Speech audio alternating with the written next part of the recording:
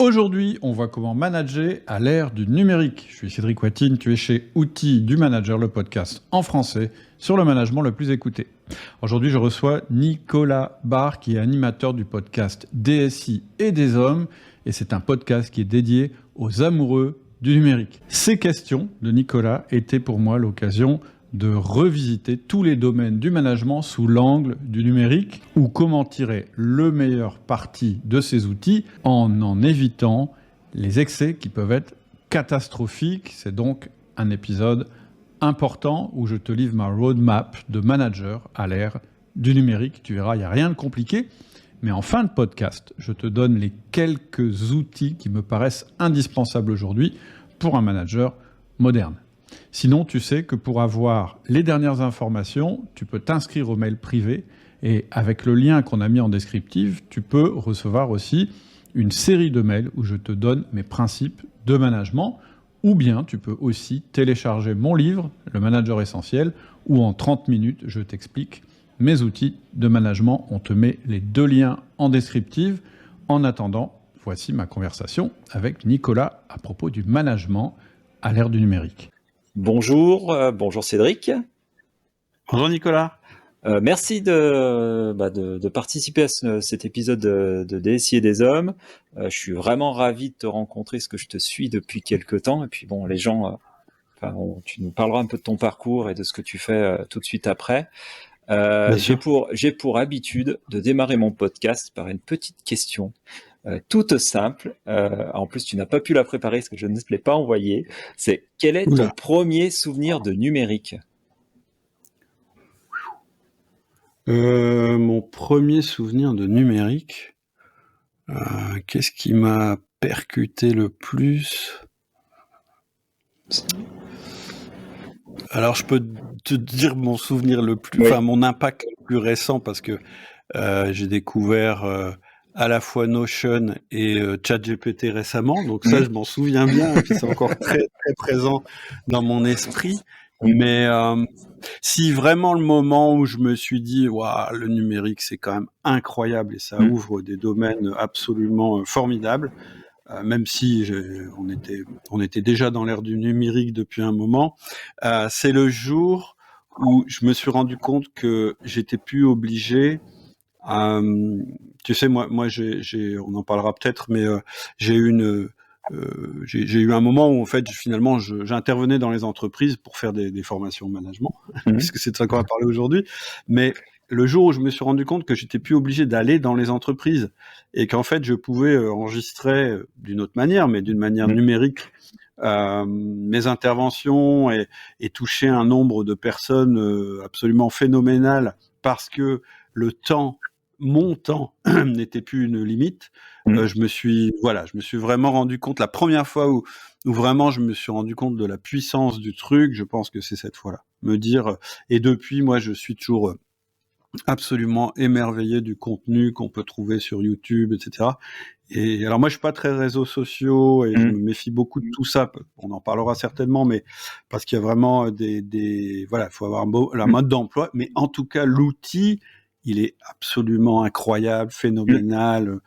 Pour moi, c'est vraiment une révolution de notre société. Enfin, c'est vraiment la révolution moderne. D'accord, c'est marrant. J'espère que j'ai répondu à ta question. Non, tu as bien répondu à la question. Tu l'as vu sous un autre angle de ce que des fois je pouvais entendre dans les autres podcasts, mais je trouve ça hyper intéressant parce qu'en plus tu as parlé de ChatGPT qui ouvre une nouvelle ère. Ère de l'informatique. On a eu l'avant avant ChatGPT, on aura l'après ChatGPT. Alors on n'est pas là pour discuter de ce sujet-là, mais typiquement, quand le podcast apparaîtra, il y a un podcast qui sera paru juste avant sur l'impact de ChatGPT sur l'enseignement. Que j'ai eu la chance de participer à une table ronde avec des écoles, avec le projet Voltaire, donc avec Whonos, et donc on a pu voir ce que c'était, mais ça n'a pas de l'impact sur l'enseignement, ça peut avoir de l'impact aussi sur le management, sur plein de choses, et ça, voilà, on pourra peut-être arriver à ce sujet-là. Mais c'est marrant d'avoir cet angle-là, et ça me plaît bien. Écoute, avant de rentrer dans cette partie management, est-ce que tu pourrais te présenter à nos auditeurs qui te connaissent pas ? Ouais. D'abord, je voulais te dire que j'étais ravi de participer. C'est super sympa de m'avoir invité. Et enfin, tu me connais, mais moi je te connaissais pas. Donc c'est l'occasion qu'on fasse connaissance et ça c'est toujours sympa. Alors pourquoi on se connaît? On peut commencer par là. C'est parce que j'ai un podcast qui s'appelle Outils du manager et qui est le podcast sur le management en langue française qui est le plus écouté. Alors j'ai pas un grand mérite en fait. Pourquoi je suis le podcast le plus écouté? C'est parce que j'ai démarré avant les autres. Et c'est le privilège de l'âge. Hein. Donc en fait c'est un podcast qui existe depuis mars 2009. Donc tu vois, je faisais. Alors on pourrait dire que c'est peut-être ça en fait. Le premier impact du numérique, d'ailleurs avant que ce soit mes formations, ça a été le podcast. Et en fait l'histoire c'est que moi, j'étais chef d'entreprise. J'ai commencé à racheter des entreprises à 29 ans. D'ailleurs, j'en ai revendu quelques-unes, mais la plupart, je les ai toujours. Aujourd'hui, je suis à la tête de 6 entreprises, non 5 ou 6. Bref, c'est pas grave. Mais j'ai commencé par racheter des entreprises en dur, c'est-à-dire pas du tout dans le secteur du numérique, justement, même si le numérique impacte mes entreprises comme toutes les entreprises. Celles-là, elles sont vraiment traditionnelles.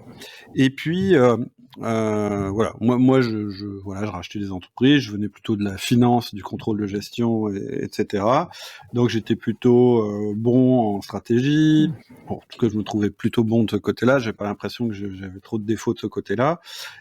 Par contre, je me suis assez vite rendu compte que j'avais beau avoir la meilleure stratégie, j'avais beau expliquer à mes équipes toutes mes bonnes idées sur ce qu'il fallait faire, je me rendais assez vite compte qu'à la fin de l'année, finalement, ils étaient pas vraiment là où j'aurais voulu qu'on soit. Et je me disais, c'est bizarre, pourtant je leur ai expliqué, je pense que j'ai raison, ils avaient l'air d'accord, et finalement, à la fin, on n'est pas arrivé où on avait dit qu'on arriverait, etc. Et donc, je me suis dit, bon, c'est quoi le problème? Apparemment, c'est pas qu'ils sont pas d'accord avec moi, c'est pas que je raconte des bêtises, c'est pas que je leur explique pas, c'est pas que j'ai tort. Et donc, en fait, le problème, évidemment, c'était le management. J'avais jamais vraiment appris à manager, même si j'avais appris à communiquer, etc. J'avais vraiment jamais appris à manager. Et donc, j'ai commencé à me former, moi, au management en tant que chef d'entreprise, parce que c'était le maillon qui manquait à ma performance de l'entreprise. Et donc, j'ai commencé à mettre en place des outils de management, dont un qui est maintenant très répandu, mais qu'à l'époque, tout le monde me disait, mais c'est quoi ce truc-là? C'était le 1-1, le one-to-one, le one-on-one, ça dépend des appellations. C'est un peu plus répandu, c'est plus connu maintenant. Et d'ailleurs, c'est toujours la base pour moi du management. C'est l'outil absolument indispensable pour tout manager. Pour moi, le manager qui ne fait pas ce rituel-là, malheureusement, il passe à côté du meilleur outil de management qui existe. C'est vraiment une conviction intime. Et ça fait 25 ans que je l'ai, cette conviction. Donc, voilà, j'ai commencé à mettre en place un premier outil, puis je me suis dit, super, ça marche. Puis après, j'ai mis un deuxième outil, etc. Et petit à petit, j'ai créé ce que j'appelle mon système de management. Et donc, je l'ai mis en place dans ma boîte, et puis je l'ai mis en place dans une autre boîte que j'ai rachetée, et ainsi de suite. Et je me suis rendu compte qu'en fait, finalement, ça me permettait de passer un temps relativement limité dans mes entreprises, tout en ayant à la fois des bonnes performances et un bon taux de rétention. C'est-à-dire que... Et des collaborateurs fiables, heureux, etc., etc. Et donc, je me suis dit, mais c'est formidable et personne n'en parle. Et donc, j'ai démarré le podcast en fait pour ça. C'est-à-dire qu'avec mon directeur des opérations de l'époque, qui s'appelle Laurie Anne, on a commencé les premiers épisodes. Ils sont toujours en ligne d'ailleurs. Et donc aujourd'hui, on doit être à... alors on les a pas numérotés tout de suite, donc j'ai pas pris le temps de les compter, mais je pense qu'il y en a 500. Ou peut-être 450, quelque chose comme ça, puisqu'on en fait à peu près un par semaine. Donc voilà, donc ça c'est une première chose. Et puis en 2018, c'est-à-dire que moi le podcast, ce que ça a eu comme effet, c'est que en fait, nous, on a démarré ça, si tu veux, pour se marrer, en fait. Oui, voilà. En se disant, on va faire ce truc-là. Puis, le fait de faire un podcast, ça t'oblige, je dirais, à être assez rigoureux dans ton approche. Tu peux pas raconter n'importe quoi. Et donc, le fait, entre guillemets, de l'enseigner à quelqu'un, ça te permet aussi, toi, d'essayer d'être irréprochable dans ta manière d'appliquer ce que tu fais. Donc, Et on puis, avait vraiment... excuse-moi, je te coupe, mais c'est aussi d'être toujours Bien en sûr. veille. D'être toujours en veille. Le podcast a l'avantage, quand tu l'animes, d'être toujours en veille.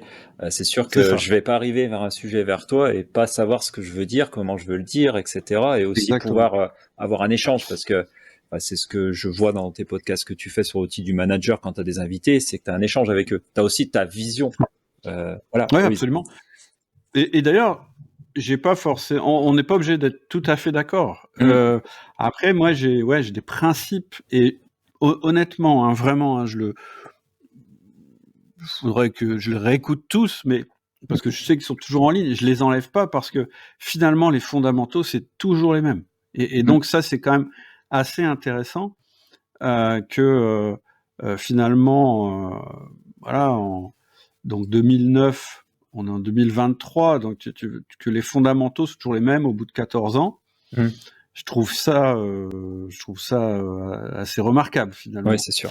Et alors après, on a ajouté d'autres choses, mais je dirais le fondement reste le même. Le fondement de la méthode reste le même. Et puis donc, en fait, on s'est rendu compte que ça cartonnait, donc forcément, on a continué. Et puis on a commencé à être sollicité pour faire des conférences, pour intervenir dans des entreprises, etc. Et moi, là, j'étais confronté à un problème que j'évoquais tout à l'heure quand tu me demandais l'impact du numérique, c'est que je dirigeais plusieurs entreprises. En plus, j'étais sollicité pour intervenir dans d'autres entreprises qui me plaisaient beaucoup. Mais voilà, il y a un moment, j'ai plus de temps disponible et ça, vraiment, c'est quelque chose qui me convient très peu. Moi, j'ai besoin d'avoir beaucoup de temps libre. Et donc, je me suis dit, en fait, il faudrait que j'essaye de diffuser mon message, pas forcément en allant dans les boîtes. J'avais déjà le podcast, mais je me disais, oui, mais mes conférences, etc., c'est aussi une manière de gagner de l'argent. Et donc, je me suis dit, comment je peux continuer à gagner de l'argent avec ça pour justifier que j'y passe du temps plutôt que dans mes boîtes, celles qui me nourrissent. Je suis quand même un chef d'entreprise, donc mon but, c'est de gagner de l'argent. Et donc, j'ai commencé à faire des petits guides sur le management. Et ça n'a pas marché du tout en téléchargement. Et puis, au bout d'un moment, je me suis mis à faire des formations en ligne. D'ailleurs, la première que j'ai faite, ça s'appelle le Manager Essentiel, et c'est toujours, je pense, en chiffre d'affaires, mon best-seller. Et en fait, c'était une conférence filmée. Et après, j'ai rajouté des trucs en one-to-one avec la personne, c'est-à-dire comme on est en train de faire, sauf que en accompagnement individuel. Ouais, mais en asynchrone.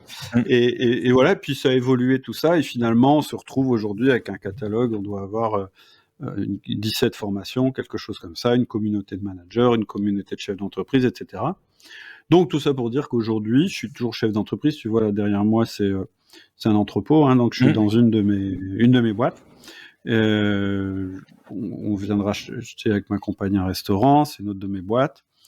J'ai racheté une boîte dans la chimie l'année dernière. Et puis voilà, j'ai les deux sociétés que j'ai depuis un moment. Et puis j'ai la société Outils du Manager. Voilà. D'accord. Donc ce que j'essaye de faire, c'est de parler de ce que je connais. Je prétends pas que je connais. Voilà, il y a plein de choses dans le numérique que je connais pas. Par contre, le management, si tu veux, à force d'en faire, de conseiller dans tous les domaines et de le pratiquer moi-même, voilà, je pense que voilà, j'ai des petites choses à apporter. Et tant que j'ai des choses à apporter, je continue. Oui, non, mais c'est bien, je trouve. Enfin, moi, j'invite vraiment les gens à écouter ton podcast, surtout sur la partie manager, forcément. Ça apporte plein de choses. Il y a aussi les formations, mais voilà, on y reviendra après, puis on mettra de toute façon tout ce qu'il faut dans la bio de l'épisode pour aussi que les gens puissent connaître. Moi, j'ai participé à une des formations qui est SOR. Système d'organisation réaliste, et franchement, c'est hyper pragmatique. Alors, déjà, t'appelles pas ça formation, c'est des formes actions, et ça c'est top. Et ouais, moi, c'est pas que ça m'a sauvé la vie, mais ça m'a bien aidé. Pourtant, j'avais fait plein de choses avant. Comme tout le monde, on lit, on regarde, on écoute et on essaie d'appliquer. Mais voilà, je trouve que c'est très pragmatique et c'est plutôt bien. Tu vois, SOR, je te disais, mon best-seller, c'est le Manager Essentiel, parce que c'est sur le management, puis c'est une formation assez volumineuse. Par contre, SOR, c'est mon best-seller en nombre d'élèves. je sais plus à combien on est, mais c'est plusieurs milliers, je pense. Et c'est une formation très courte finalement. Oui, c'est une formation très courte, oui, c'est sûr. Le seul but, c'est que tu gagnes du temps et que tu passes moins de temps. En gros, c'est de te faire gagner du temps en fait. C'est juste ça. Oui, et puis tu as ce côté aussi communautaire aussi derrière autour du forum que tu as, que tu as quand tu fais les formations, et puis tu peux aussi partager avec les gens. Et ça fait un peu le parallèle avec ce que je vis. Moi, je suis membre du CJD dans ma section à Saint-Étienne, et où en fait on a tous le même métier. Dans le CJD, on est dirigeant, on a tous le même métier, on n'a pas la même expertise. Et dans le management, on a aussi pareil. La partie, voilà, on est tous managers, mais voilà, donc on a tous les mêmes problématiques. Et on nous a jamais expliqué comment il fallait manager. Oui, tout à fait. On se dit non, mais c'est un truc inné. Ouais, voilà. Quelque chose. J'allais le dire, c'est inné. On est manager ou on l'est pas. Voilà. Oui, oui et non, je sais pas. Ça, c'est faux, c'est archi faux. Hein. Je voudrais quand même le dire. Si vous retenez un truc, parce que vous n'êtes pas obligé, si vous vous ennuyez un moment, il faut que vous repartiez juste avec cette idée. Vraiment une idée importante que je suis prêt vraiment à défendre, c'est vraiment être manager, c'est pas être doué avec les gens, c'est avoir le bon système de management. Vraiment, le management, c'est un système humain, mais c'est un système. Et c'est le système majeur de l'entreprise. Parce que si vous n'avez pas un système pour gérer les personnes, alors vous n'aurez pas les bons systèmes par ailleurs, puisque ce sont les personnes qui créent les systèmes. Donc vraiment, dire non, un manager c'est quelqu'un qui est doué avec les gens, donc c'est pas pour moi, ou bien j'ai pas besoin de système parce que je suis doué avec les gens, grave erreur. Non, la manière de gérer les personnes, c'est un système. Je suis d'accord avec toi. En fait, moi je dirais plutôt que t'as envie d'être manager ou t'as pas envie. C'est juste ça. Si t'as pas envie, tu seras pas un bon manager, même si t'as un système. Voilà. Et je pense que. C'est clair. Ah oui. Oui, je pense que parce qu'il y a beaucoup de gens qui ont même manager parce que ils ont ouvert la main, enfin ils ont levé la main à ce moment-là, et puis ils se sont dit ouais pourquoi pas, mais j'ai pas trop envie, voilà. Et c'est pas eux qui, voilà, de toute façon ils iront pas s'investir à mettre un management en place. Mais en même temps, je suis d'accord avec toi, faut avoir envie. Mais il y a plein de gens qui s'autorisent pas non plus à avoir cette envie parce qu'ils se disent ouais mais moi c'est pas mon truc. Et en fait, tu peux pas savoir si tu vas avoir envie ou pas tant que tu sais pas de quoi tu parles. Oui. Et effectivement, si ça te passionne pas, c'est parfois parce que tu t'es juste dit non c'est pas moi quoi. Puis parce que tu as une image de manager. Leader ou de gars au contraire absolument cyniques ou etc. Et c'est pas ça un manager. En fait, un manager, je vais le redire encore, c'est quelqu'un qui a un bon système pour gérer de l'humain. Et ça veut pas dire un système, ça veut pas dire que c'est froid, ça veut pas dire qu'il y a pas d'émotion de ça. Ça veut juste dire qu'il y a des méthodes et il y a des outils à utiliser. Et finalement, quand on les connaît, c'est assez simple à mettre en place. Et une fois qu'on l'a mis en place, souvent, on se dit, bah ouais, en fait, si, moi, je veux bien que ce soit mon truc, parce que finalement, ça me prend pas tant de temps que ça. Et puis, ça me permet de faire plein de choses intéressantes. Et la passion, elle peut venir après, tu vois. Moi, j'ai souvent eu ça. J'ai le mec qui me contacte, il dit, j'en peux plus, on m'a mis dans ce poste-là parce que je suis le meilleur codeur, mais on m'a jamais appris à diriger des codeurs, donc en plus, je deviens un petit peu le mec que je détestais avant, c'est-à-dire le supérieur hiérarchique. Et voilà. Et puis après, on met en place un système, puis ça commence à aller mieux, etc. Et finalement, le gars, une fois que c'est un mode d'emploi, en fait. C'est comme si on donnait un truc sans le mode d'emploi, en fait. C'est malheureusement ça qu'on fait.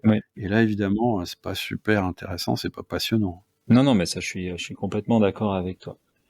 C'est marrant parce que quand je t'écoutais là et tu parles, je peux faire beaucoup de rapprochements avec le numérique dans ta façon de parler du management. Tu parles de système, tu parles d'outils, tu parles de, voilà, donc c'est assez marrant cette façon de, enfin pas cette façon parce que c'est une manière de partager le management que je partage complètement.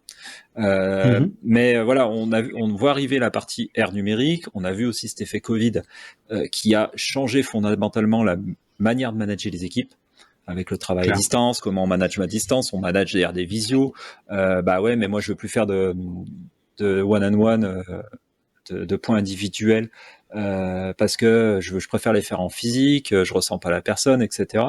Voilà, il y a tout un tas de choses qui ont fait évoluer. Aussi, il y a beaucoup d'outils qui sont sur le marché, qui permettent ou non de simplifier la manière de manager. Mais pour toi, qu'est-ce que ça signifie de manager à l'ère du numérique ? Est-ce que ça a changé? Est-ce que ça a évolué? Parce que comme tu l'as dit, donc le podcast est arrivé en 2009. Enfin voilà, moi j'ai attaqué moi de travailler à partir des années 2000, début des années 2000, et ça a fondamentalement changé. Voilà, j'étais manager assez rapidement, parce que je crois qu'en 2007-2008 j'étais manager.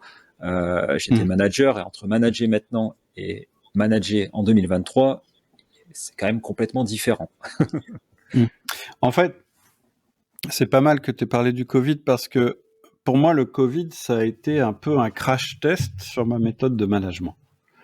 Et moi, ce que j'ai observé, c'est que les gens qui avaient un système de management, pour eux, en dehors de la conjoncture, etc., mais au niveau du management, le Covid n'a pas été vraiment un problème. C'est-à-dire qu'en fait, comme moi je prône un système de management, donc un système, qu'est-ce que ça veut dire? Ça veut dire qu'il y a des rituels qui sont en place, il y a des choses qui sont, je dirais, en place de manière fréquente, le 1 à 1, le feedback, enfin, je vais pas rentrer dans le détail des outils, mais si tu as une structure de management qui est présente, ça veut dire que même s'il y a une crise, même si tout d'un coup, tu as une partie du personnel qui se retrouve sur place, une autre qui est confinée, où tout le monde se retrouve confiné, etc., ce qui va tenir la baraque, ce qui va faire que finalement, les gens vont pas se perdre dans la nature, tout d'un coup se dire, bah non, moi maintenant, je vais profiter de la vie, et puis je comprends plus trop ce que je fais dans une entreprise, etc. En fait, bah justement, ce sont ces rituels en fait qui vont garder la cohésion entre les équipes. Et donc, moi, à l'époque du Covid, j'ai dit aux managers, on va être confinés, vous allez voir, etc. C'est le moment, c'est le prétexte pour mettre en place votre système de management. Parce que c'est vrai qu'un manager dans une situation normale qui dit tout d'un coup, bah tiens, maintenant on va faire des 1-1, bah tiens, c'est-à-dire qu'on va se voir une demi-heure par semaine chacun, c'est bizarre. Les gens se disent, bah pourquoi il fait ça, on est très bien actuellement, etc. Là, le Covid, c'était une opportunité justement de mettre en place un vrai système de management. Donc, premier constat, avant Covid, après Covid, les boîtes qui s'en sont le mieux sorties, ce sont celles qui ont des systèmes de management avec des rituels, parce que celles-là, finalement, qu'est-ce qui s'est passé? Bah, effectivement, elles avaient pris l'habitude de faire des one-on-one, etc. C'était pas du management à la papa, où en fait le manager il est dans le même bureau que les autres, puis il surveille ce qu'ils font, et puis s'il est pas là, les souris dansent, et puis il contrôle tout, etc. Les gens qui avaient déjà un système de management avec des rituels, etc., la différence entre avant et après, c'est juste que les 1 à 1, au lieu de se faire physiquement là en face de l'autre, ils se faisaient en visio. Et en fait, bah, ça marche quasiment aussi bien en visio, moi je dirais aussi bien en visio qu'en face-to-face. Puisqu'on a une fréquence, puisqu'on se voit, puisqu'on s'entend, puisque la qualité maintenant est vraiment élevée, on est quasiment comme si on était dans la même pièce, honnêtement. Et d'ailleurs, pendant le Covid, je trouvais même que c'était plus simple en visio, parce que quand on se voyait pas en visio, on avait des masques, donc on voyait même pas la tête que la personne faisait. C'est vrai. Voilà. Donc finalement, à ce niveau-là, est-ce que réellement il y a une révolution au niveau du management? Moi, je dirais que les fondamentaux, c'est les mêmes, et ils sont pas prêts de changer. C'est quoi les fondamentaux du management? C'est on gère des humains, et ça va pas changer. Non. Et on les influence pour obtenir quoi? Les 2 R du management, des résultats et de la rétention. R, résultat, c'est la performance de l'entreprise, quel que soit quelque chose de concret. Et la rétention, c'est quoi? Bah, on veut pas obtenir des résultats en cramant nos équipes, en les perdant en route, en ayant des départs, etc. Donc la rétention, c'est quoi? C'est garder son équipe. Et donc, pour réussir ça, les piliers, c'est toujours les mêmes. Le premier, c'est la confiance. Sans confiance, ça ne marche pas. Et on va voir qu'il y a un risque avec l'ère du numérique, c'est que désormais, on peut tout fliquer. Ouais, mais Le problème, c'est que... J'allais en venir un peu après, là. J'avais plein de questions qui arrivaient. Je vais te donner les piliers, mais puis après, on va voir qu'en fait, y en a qui peuvent être attaqués par le numérique, au contraire. C'est clair. Donc, on a besoin de confiance. Nos sociétés, elles sont fondées sur la confiance. On a beau être dans l'ère du numérique, on sort quand même notre carte bleue pour payer sur des sites qu'on connaît pas. C'est clair. Et quelque part, si on n'avait pas ce niveau de confiance minimal, il y aurait aucune vente en ligne qui se ferait parce que on peut pas être 100% sûr que ça marche. Donc, il y a vraiment une composante importante chez l'humain, c'est la confiance. Et c'est ce sur quoi le management doit se fonder. Parce que si le management est fondé sur le contrôle, on va voir que ça marche pas. Bref, confiance. Ensuite, quand on fait du management, il faut qu'on donne du feedback à nos collaborateurs. C'est-à-dire qu'il faut qu'on leur dise, là c'est bien, là c'est pas bien. Je te fais le truc basique, hein. Mais un manager qui fait pas ça, c'est pas un manager. Donc confiance. Une fois que la confiance est instaurée, on peut commencer à dire, tu vois, ça je pense que tu pourrais l'améliorer. Tu vois, ça c'est super, il faut que tu continues. C'est le début du management, ça. Et c'est pas possible tant qu'on n'a pas mis la confiance en place. Ensuite, ce qui va se passer, une fois qu'on a mis ces deux éléments en place, c'est qu'on va pouvoir donner de l'autonomie et surtout, on va pouvoir déléguer. C'est-à-dire qu'on va pouvoir confier des responsabilités à nos collaborateurs. Pourquoi on a besoin de confier des responsabilités à nos collaborateurs ? Parce que c'est la seule manière de dupliquer notre temps. C'est le fondement d'une entreprise, hein, la délégation. Si personne délègue, on n'est pas une entreprise, on est juste des gens qui ont des heures. Donc, troisième pilier, c'est l'autonomie, la délégation.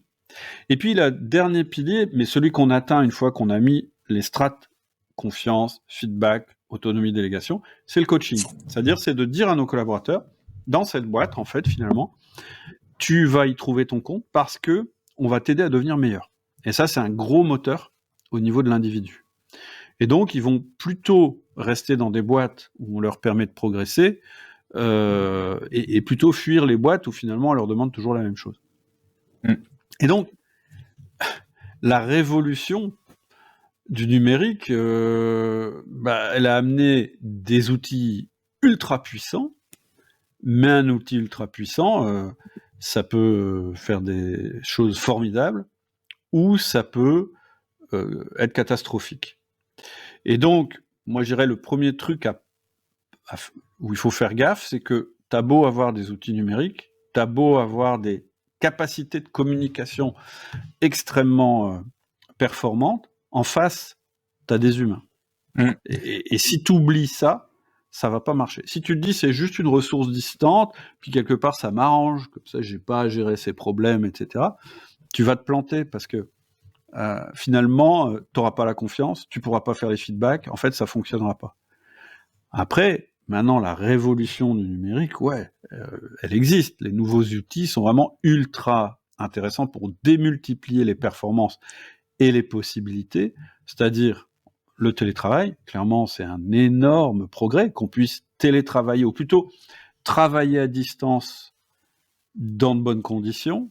Parce qu'avant, on a toujours pu travailler à distance. Genre, tu avais un commercial qui gérait la région sud, etc. Mais pour que ce gars-là, il reste dans la culture d'entreprise sans aller à l'entreprise et sans que l'entreprise... C'est le mec qui passe plus de temps chez le client qu'avec toi. Oui. Vite, tu le paumes, quoi. Hein. Donc, oui, le télétravail et la gestion à distance, ça peut être énormément amélioré grâce au numérique. Mais après, ça donne des possibilités de flicage accrues. Et moi, quand on me dit la confiance n'exclut pas le contrôle, quand j'entends ça, moi j'ai une lumière rouge qui s'allume. Parce que ces gens-là, quand ils disent ça, c'est non, c'est un mec qui fait du contrôle, c'est pas un mec qui fait de la confiance qui me dit ça. Parce que moi je dis, le contrôle tue la confiance. Si j'ai confiance, pourquoi je te contrôle, tu vois ? Et là, on sait qu'avec le numérique, tu peux aller très très loin dans le contrôle. C'est l'enjeu. C'est clair par rapport à tout ce que tu dis. Ça va presque donner la suite du podcast, hein, on va dire, de l'épisode. Mais je suis complètement d'accord avec toi. Pour moi, la confiance n'exclus pas le contrôle. Non, si t'as confiance, tu contrôles pas. J'ai eu la chance d'avoir une conférence de Julia De Funès à ce sujet-là. Elle est complètement d'accord avec nous et même elle va même très loin là-dedans et sur le concept de bienveillance. Et sur la confiance, je suis complètement d'accord. Et c'est vrai que les outils, suivant comme ils sont amenés, peuvent être vus comme un manque de confiance. Je prends l'exemple de mon métier, on va dire, de mon métier de consultant avec des équipes de consulting derrière, où on vend du temps, on vend de la prestation intellectuelle. Moi j'ai besoin un peu de savoir les temps des gens, mais pas pour les fliquer. pour savoir où on pêche en termes de prestations, pourquoi là on a explosé nos temps et d'autres on a plus gagné d'autant, parce que ça peut être un problème vis-à-vis de la personne parce que il a des difficultés sur un sujet, il a des difficultés avec un client, il a besoin de formation, ou ça peut être aussi parce qu'on a mal estimé et qu'on n'est pas bon sur l'estimation à la base de ce qu'on avait estimé.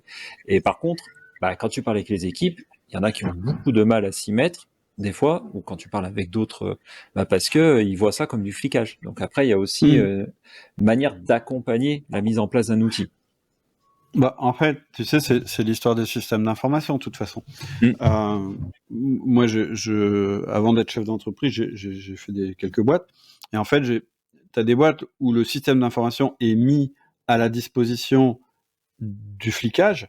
Puis tu as d'autres boîtes où le système d'information, il est mis à la disposition de l'information du collaborateur. C'est-à-dire que tu peux pas être autonome, tu peux pas être créatif, tu peux pas prendre des décisions sur toi-même si t'es pas bien informé. Et donc, quand on parle par exemple du contrôle des temps de travail, ça peut être un outil. Moi, tu vois, je suis chef d'entreprise, donc clairement, il y a personne qui contrôle mes temps de travail. Et pourtant, je connais mes temps de travail. C'est-à-dire que moi, pour être plus performant, je regarde combien de temps je passe sur tel truc, sur tel truc, sur tel truc, parce que c'est pour m'améliorer. Et puis, je me connais mieux, je sais que j'ai besoin de temps planifié et de temps pas planifié, et donc ça va m'aider à être meilleur. Si le système d'information il est construit de cette manière-là, eh ben, c'est pas un système de flicage finalement. Oui, et puis je te rejoins complètement là-dedans. C'est que moi aussi, je regarde mes temps, je regarde ce que je fais. Ça te permet aussi d'ajuster pour dire, oula, je passe pas assez de temps sur la stratégie de l'entreprise en tant que dirigeant, ou pas assez de temps sur la partie management. Ça te permet aussi de rectifier, d'être proactif, et de pas d'être réactif, parce que si tu passes pas assez de temps sur la partie management et sur tout ce que tu dis sur la partie feedbacks, one-one, etc., routine, mise en place de routine, tu le payes au bout d'un moment. Et là, c'est trop tard, souvent. Voilà. Donc, c'est sûr. Donc moi, c'est un sujet où j'essaye d'y faire le plus attention possible en tant que moi manager et en tant qu'aussi dirigeant. Mais voilà, la confiance pour moi est primordiale aussi pour que ça fonctionne bien et que l'outil peut créer des problématiques de manque de confiance, de sentiment de manque de confiance. Et j'y fais hyper attention dans les boîtes où j'interviens, où ils veulent mettre un ERP, parce que si l'angle c'est oui, je veux voir la rentabilité et je veux savoir les heures que font mes salariés et je veux être sûr qu'ils fassent bien leurs heures et je sais qu'en termes d'accompagnement au changement, ça va être compliqué de faire adhérer à l'outil. Voilà. Donc c'est clair. Et puis c'est une vision un peu, je veux qu'ils fassent leurs heures. Honnêtement, on s'en fout qu'ils fassent leurs heures. Ce qu'on veut, c'est les deux R du management. Il n'y a pas heure dans ce que j'ai dit. Il y a résultat, c'est pas la même chose. C'est-à-dire que, ok, que le mec passe. Alors après, il y a des limites, justement pour pas qu'il se crame. Mais je veux dire, le but, c'est qu'il obtienne un résultat. Est-ce qu'on a défini le résultat qu'on veut qu'il obtienne? Est-ce qu'on en a discuté avec lui? C'est des discussions plus intelligentes de dire, ah ouais, mais là, t'as passé 8h30 et la veille, oui, mais j'avais passé 9h30. Enfin, c'est nul, ça, comme discussion. Enfin, je veux dire, si tu veux détruire la confiance, tu parles de ça. Donc, voilà, c'est comme tout outil, c'est super puissant. Tu peux l'utiliser pour être très destructeur ou tu peux l'utiliser pour construire. Puis après, il y a deux mythes, on détaillera peut-être après, mais il y a deux mythes avec la révolution numérique. Il y a le mythe de l'instantanéité et le mythe de la toute-puissance. Alors, le mythe de l'instantanéité, c'est de dire tout est disponible tout le temps, en permanence. C'est-à-dire, je dois pouvoir joindre les gens n'importe comment, et ils vont me répondre tout de suite. Ça, c'est catastrophique à tous les niveaux, au niveau confiance, au niveau organisation personnelle, au niveau autonomie, etc., etc. Et puis le mythe de toute puissance, c'est on peut tout faire. C'est-à-dire, je peux m'affranchir des contraintes physiques puisque je suis dans le numérique. Ben non, tu es toujours fatigué quand tu es fatigué. Tu as toujours une vie de famille, et donc il y a des moments tu es on, mais il y a des moments tu es off, etc. Et puis l'autre mythe de la toute-puissance, évidemment, c'est le multitasking, parce que tu as 4 écrans, ça veut dire que tu peux faire 4 trucs en même temps. En fait, ça fait longtemps qu'on sait que le cerveau ne marche pas comme ça, qu'en fait, quand tu fais ça, Juste, il marche 4 fois moins bien pour chacune des choses que tu fais, et donc il vaut mieux être focus sur une chose, concentrer la faire, puis passer à la suivante, etc. Donc en fait, tu vois, il y a plein de possibles qui se sont ouverts, le flicage, l'instantanéité et la toute-puissance, qui en réalité sont des mythes. Par contre, il y a et donc pour moi, quand tu me dis mais c'est quoi c'est quoi qui est important avec le numérique? Bah justement, c'est ça. C'est les défis du manager, c'est qui est dans le numérique, c'est de pas perdre de vue ce que c'est un bon management. Ouais, c'est vraiment ça pour moi le défi. Et si tu es bien structuré, que tu as les bons principes, alors tu utilises les outils numériques pour faciliter ton framework, pour faciliter ton modèle mental qui est bien présent, qui est bien construit. Et là, tu vas être plus performant que si tu n'avais pas les outils numériques. Ce que je veux dire, en gros, hein, je vais le dire, un outil numérique, ça ne se substitue pas au management. Oui. Et moi, il y a un truc que j'ai toujours entendu, d'ailleurs j'ai fait une formation là-dessus qui s'appelle chef de projet relationnel. Tu prends un outil, le meilleur outil de suivi de projet du monde, et avec, tu suis une équipe où les gens s'entendent pas. Et à côté, tu as une super équipe. Les mecs s'entendent, ils sont solidaires, ils se font confiance, etc. Et tu leur mets juste un fichier Excel ou des bouts de papier pour suivre le projet. C'est toujours l'équipe qui s'entend, qui se connaît bien, qui collabore bien, qui va battre l'équipe qui est la mieux équipée en termes de suivi de projet. Toujours. C'est-à-dire qu'une bonne équipe, c'est capable de résoudre n'importe quoi, même un logiciel de suivi de projet pourri, etc. Alors, si elle a les deux, c'est encore mieux. Mais je veux dire, c'est dans cet ordre que ça se situe. Tu vois, moi, un conseil que je donnerais à un chef de projet, c'est de connaître le profil disque de ses collaborateurs. De savoir que dans ses collaborateurs, il a des dominants, des influents, des stables, des consciencieux, et que tu peux pas demander les choses de la même manière à chacun, et tu peux pas faire les choses, et tu peux pas demander des collaborations entre l'un et l'autre. Et de temps en temps, tu vas donner du pouvoir au plus dominant, parce que de toute façon, là, ce qu'il faut, c'est que le projet avance, et les détails, on s'en fout, etc. Et que par contre, quand il faut être prudent et qu'il faut border, etc., tu vas surtout pas mettre un dominant en chef de projet, tu vas mettre un consciencieux, parce que lui, il va rationaliser. Et dans la vie d'un projet, bah, ça va évoluer, ça va changer. Or, à ma connaissance, il n'y a pas de logiciel de suivi de projet qui prenne en compte les profils des gens. Je suis complètement d'accord avec toi, et c'est vrai que nous on l'a fait le disque dans l'équipe, donc ce qui permet aussi de se connaître un peu mieux, parce que c'est bien de faire son disque chacun de son côté, mais c'est bien aussi de le regrouper dans l'équipe et le partager. Et voilà, on a été plutôt assez bien accompagnés là-dessus, et puis aussi ça nous permet après de déceler chez nos clients prospects un peu le profil, sentir un peu le profil disque de la personne, et de pouvoir mettre en face le bon profil. Voilà. C'est clair. Donc voilà, et je trouve que c'est en commercial, c'est extrêmement utile aussi. Hein. Oui, donc ça, je me doute, parce que c'est sûr que, tu mets deux rouges très puissants, voilà, c'est plus compliqué, c'est plus compliqué dans la relation. Mais voilà, c'est un vrai outil de management pour moi, et plus même, mais déjà pour bien connaître son équipe, c'est top, et de savoir aussi comment communiquer avec eux, parce que c'est bien beau, d'avoir les mêmes profils dans l'équipe, mais des fois il faut avoir des profils un peu différents pour pouvoir aussi et c'est là où on construit l'équipe, et c'est plutôt un outil très puissant.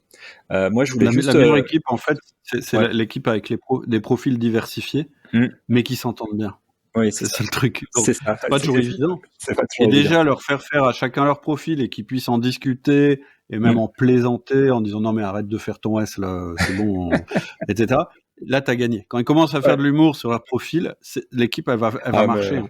Une bonne équipe, c'est pas une équipe où on s'engueule jamais, où on se dit pas les vérités. Au contraire, une bonne équipe, c'est l'équipe où on a tellement confiance qu'on peut se dire des choses désagréables en rigolant. Oui, c'est sûr. Et voilà, c'est ça la clé. Hein.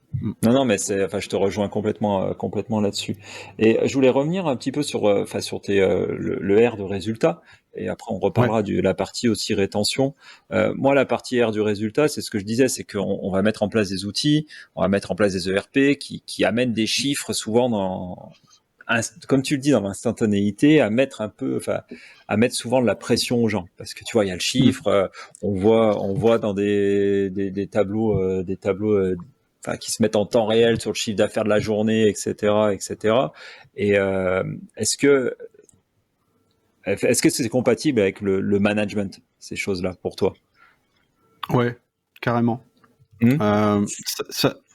En fait, moi, mon approche, c'est ce que je te disais tout à l'heure, le système d'information, il doit être au service du management. C'est-à-dire que un manager, c'est important qu'il comprenne que les chiffres, c'est pas fait pour mettre la pression.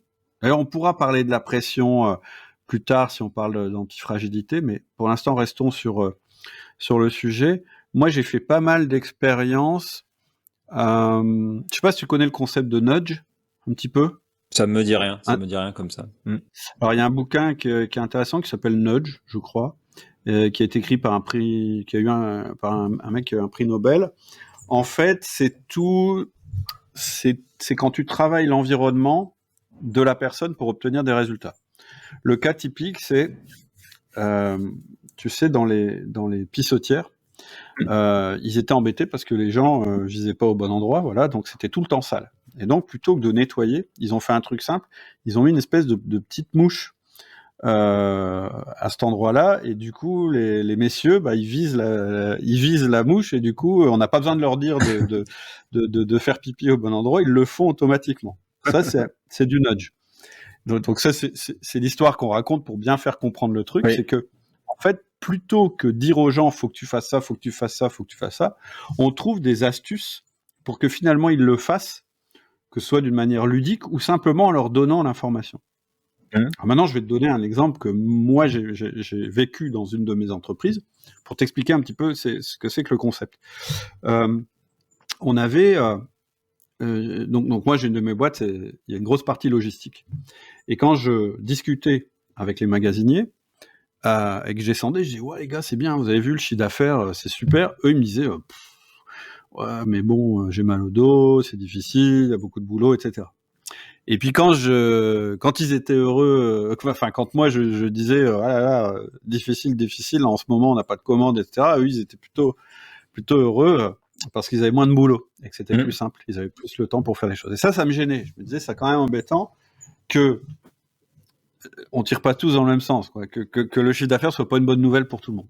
Et donc on a fait un truc tout con, c'est qu'on a converti le chiffre d'affaires journalier en points, avec une barre en disant à 100 points on est bon, au-dessus de 100 on est super content, et en dessous, non, on n'est pas dans l'objectif, tu vois. Et le seul truc qu'on leur a demandé de faire, c'est à la fin de la journée, de juste reporter le nombre de points dans un graphique. Donc tu vois, c'était pas électronique, c'était pas numérique du tout, je l'ai encore dans l'atelier derrière. Et quand ils étaient au-dessus, c'était une barre verte, et quand ils étaient en dessous, c'est une barre rouge. Et ce qui est important, c'est que c'était eux qui le disaient. Et ça a complètement changé leur manière de voir leur journée. En se disant, ouais les gars, on a fait une bonne journée, regardez, on est à 150 points, etc., etc.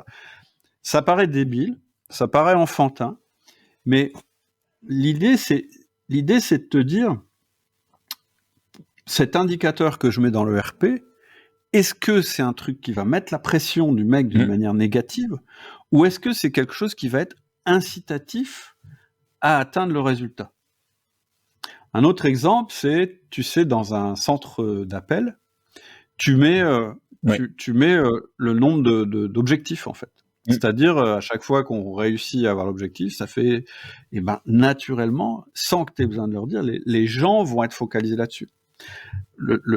Et la dernière chose qui se passe quand tu mets un système d'information, un ERP, un CRM, etc., intelligent, c'est qu'en fait, il faut qu'il y ait peu d'infos, parce que tu vas les focaliser sur cette chose-là. Rien que le fait d'afficher un indicateur, ça veut dire, tiens, ça c'est important pour lui. Donc ça doit être important pour moi. Tu vois? Donc c'est pas un moyen de mettre la pression, c'est un moyen doux d'inciter les personnes à atteindre un résultat. Et pour moi, ça fait partie du management, encore une fois. C'est-à-dire que la formation que j'ai faite sur les tableaux de bord et les indicateurs, je l'ai pas faite sur l'angle comment obtenir les chiffres, le machin. Non, j'ai dit dans telle situation, de quel indicateur tu vas mettre à ton collaborateur. Il faut pas qu'il y en ait beaucoup pour que ce soit incitatif. Tu vois, je sais pas si je suis clair, mais ce que je veux dire, c'est que, au contraire, le numérique, c'est super intéressant parce que ça permet d'obtenir des informations que sinon, le contributeur n'aurait pas eu. Il n'y avait pas accès avant. Oui. Et du coup, et l'autre truc qui est formidable avec le numérique, là, pour le coup, c'est qu'on peut les avoir en instantané et on peut les avoir avec une fréquence élevée, ce qui permet à la personne de se réajuster en temps réel. Tout à fait. Et aujourd'hui, il y a plein d'outils où tu peux mettre ça sur des télés, tu peux mettre ça sur l'ordinateur, etc., etc. Mais après, ça rejoint aussi alors une discussion qu'on a eue sûrement peut-être avant de prendre l'enregistrement. C'était aussi ce côté de nombreuses infos qui arrivent. Et c'est vrai que la personne est déjà noyée d'infos. Oui. Si en plus tu lui dis mets des chiffres où il y en a une quinzaine et qu'il voit pas, ça va pas l'intéresser.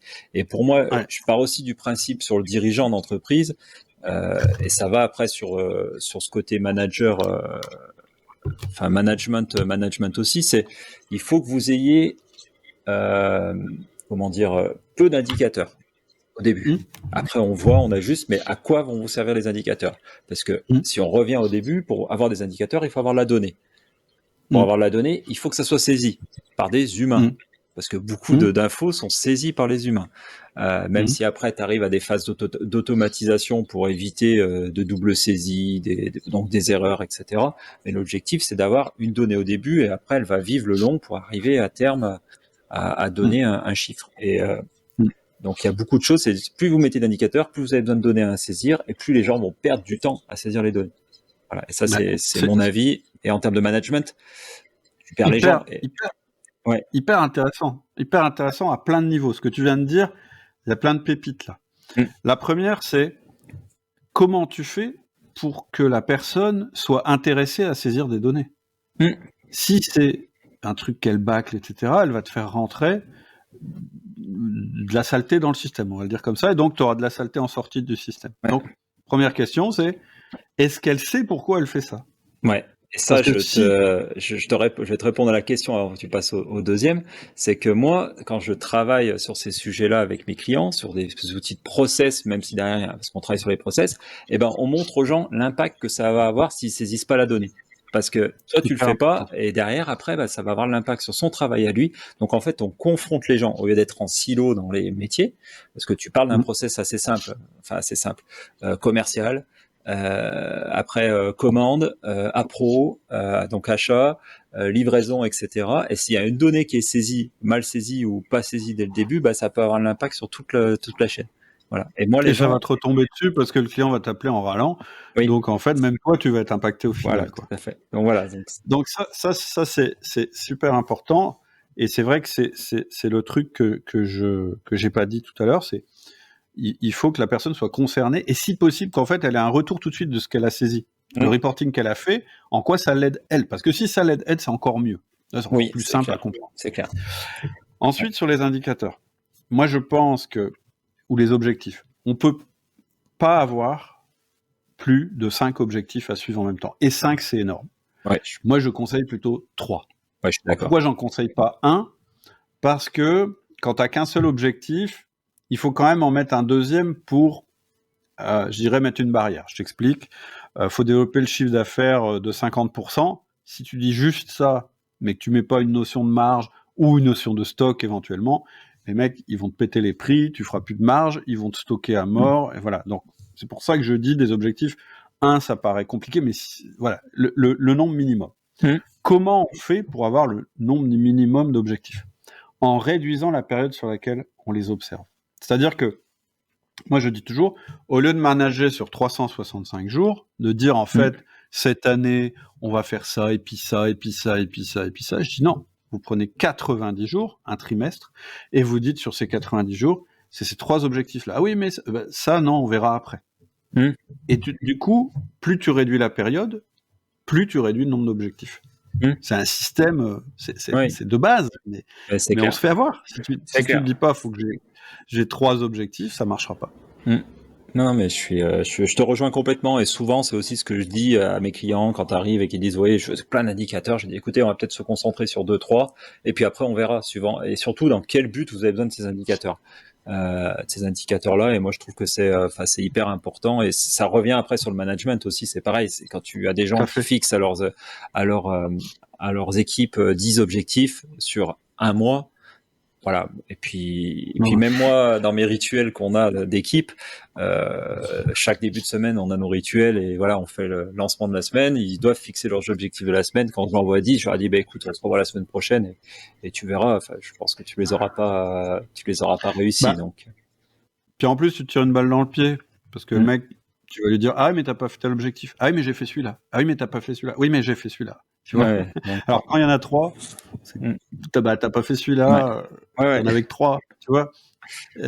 Et puis l'autre truc, moi, que je faisais aussi pour montrer ça à un client qui voulait mettre des indicateurs, je mettais une espèce de tableau avec plein de chiffres et je lui disais, voilà, tu vois quoi là? Des chiffres. C'est-à-dire que c'était lisible en fait, en 3 minutes. Tout à fait. Et après, je disais, ouais, si j'enlève ça, je laisse que ça. Ah ouais, là, c'est plus clair. Je disais, tes indicateurs, c'est pareil. Prends ceux qui sont clairs. Parce que en sélectionnant tes indicateurs, tu envoies un message de management. Tu dis aux gens, ça, c'est important. Quand t'en mets de partout, tu leur dis quoi? Il n'y a rien d'important. C'est du bruit. Et du coup, personne s'en occupe. Donc ça, c'est hyper important. Et tu as dit un 3e truc sur lequel je voulais rebondir. Tu as dit, aujourd'hui, on peut avoir plein d'informations. Et ça, c'est un des soucis de l'ère numérique. D'ailleurs, j'ai enregistré un podcast il n'y a pas très longtemps qui s'appelle, avec un gars qui a un terme pour ça qui s'appelle l'infobésité. Oui. C'est-à-dire, on a trop d'infos, on a de l'info, etc. C'était qui déjà? C'était. Non, alors, je sais plus son prénom. Mais tu vas le sortir ou tu l'as sorti? C'est Julien? Je l'ai peut-être annoncé, mais je l'ai pas sorti. C'est Julien, je pense. C'est ça? Ouais, c'est ça. Tu l'as connu, je pense, par Jérémy, peut-être? Oui, voilà, c'est ça. parce que Jérémy me l'a présenté et j'ai lu son livre la semaine dernière. Et je connaissais pas, Jérémy me l'avait pas présenté. Alors moi, j'ai pas lu son livre, mais je l'ai eu je l'ai enregistré. Ouais. C'est pas publié au moment où on se parle là. Ouais. Mais on a fait un truc, c'était super intéressant. Ah, mais je me doute. Et donc ça veut dire, tu vois, bon, pour revenir au basique, c'est alors les dangers du numérique, c'est ça. C'est tout pour aujourd'hui. On reprend la semaine prochaine avec la suite de cette passionnante interview.